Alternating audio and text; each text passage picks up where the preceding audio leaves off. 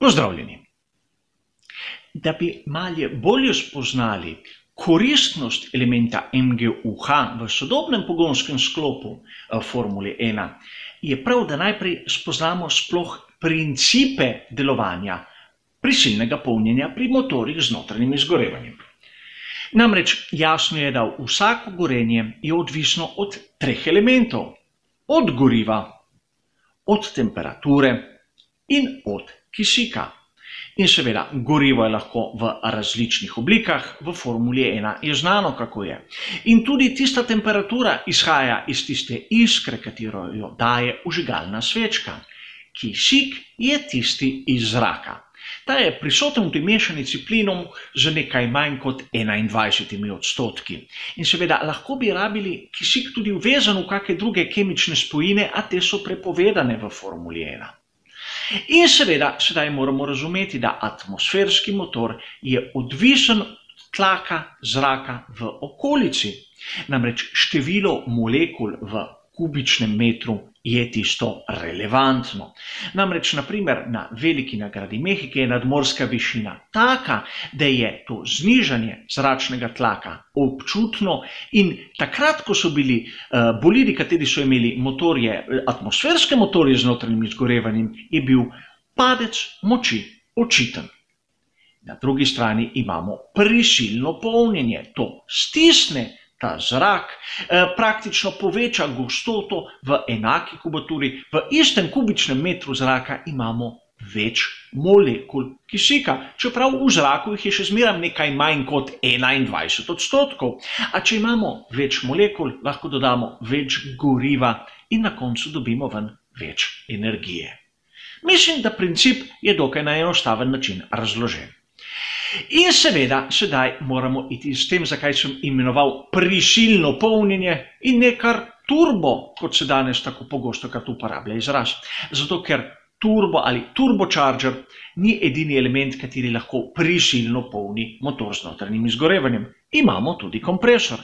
In vsak izmed teh dveh elementov ima svoje prednosti in svoje slabosti. In imata tudi nekaj skupnih slabosti, seveda, in prednosti. Med prednosti, katere imata oba, je ta, da stisneta zrak, da sta več kisika, več molekul kisika notri v izgorevalno komoro in posledično povečata moč bolidov. Med, bom rekel, tistimi negativnimi strani je to, da je še en element več, nekaj, kar se lahko pokvari, rabi svoje mazenje, da določene težave z zanesljivostjo. A to se da rešiti. Turbo v svojem principu ima prednost v tem, da izkorišča za svoj pogon izpušni plin, nekaj, kar pri atmosferskem motorju praktično zavržemo, a ima po drugi strani dve veliki slabosti. In prva je ta, da ima zamudo, imenovano tudi turbo lag. Nekje boste videli, da se bo imenovala tudi lahko turboluknja. To je tisti čas, kateri je potreben od trenutka, ko voznik stopi na stopalko za plin, do tistega trenutka, ko ta motor z notranjim izgorevanjem doseže določeno število obratov, katero je potrebno, da pritisk izpušnih plinov naraste do tiste meje, da začne turbo delovati. In to je bilo včasih tudi lahko sekundo ali več. Po drugi strani, prav iz tega izhajajoče tudi druga slaba lastnost, ki jo ima turbo. To je ta, da moči ne daje linearno. V trenutku, ko doseže tisto število obratov motor z notranjim izgorevanjem, kar naenkrat grobo doda ogromno količino moči.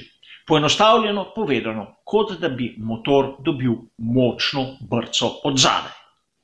Zato imamo kompresor. Ta deluje praktično od minimalnega števila vrtljajev do maksimalnega števila vrtljajev.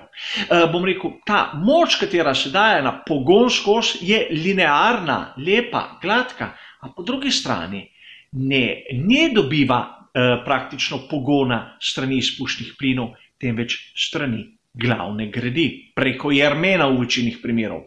In že tu pride do določene izgube moči. To se pravi, v tisti enačbi imamo v bistvu manjši izkoristek goriva in manjšo moč kot pri turbomotorju.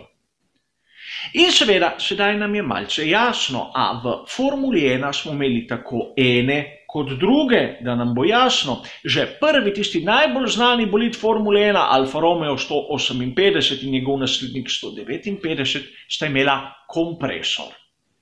In imeli smo bolid, kateri je imel oba načina prisilnega polnjenja, samo tako, da ne bomo preveč se spuščali v podrobnosti. In to je bil Ferrari 126C. Ko je bil 126CK, je imel turbino proizvajalca KKK. Ko je bil 126CX, katerega smo res videli zelo, zelo redko, je imel kompresor znamke Comprex. In seveda, to so bila 80. leta, ko proizvajalci niso imeli ne vem kako izvirne fantazije pri izbiri imen njihovih produktov. A sedaj to ni važno. Razumeti moramo sedaj, kako je delovanje tega elementa MGUH. Motor Generator Unit. To se pravi, tako proizvaja električni tok, kot iz električnega toka proizvaja gibanje. In prav to gibanje, ki ga proizvaja iz električnega toka, je pomembno. Imamo turbomotor, zapoveduje G pravilnik. In v tem primeru, ko bi imel turboluknjo, to zakasnitev turbolek stopi v veljavo. Praktično brez da bi imela ta turbina dovolj pritiska izpušnih plinov, jih MGUH začne vrteti. V trenutku dobi voznik, ko stopi na stopalko za plin, tisto pravo moč. Linearno, brez zamude in brez brce.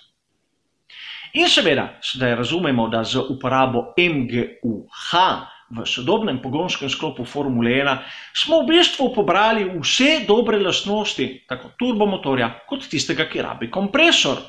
Negativna stran zaradi delovanja tega elementa, katerega moramo razumeti kot eno enoto, namreč videli boste, da ta turbo in MGUH se ponavadi menjata skupaj v paru, čeprav šteje za ločen element, no, praktično edina slaba lastnost tega elementa je ta, da zaduši zvok pogonskega sklopa.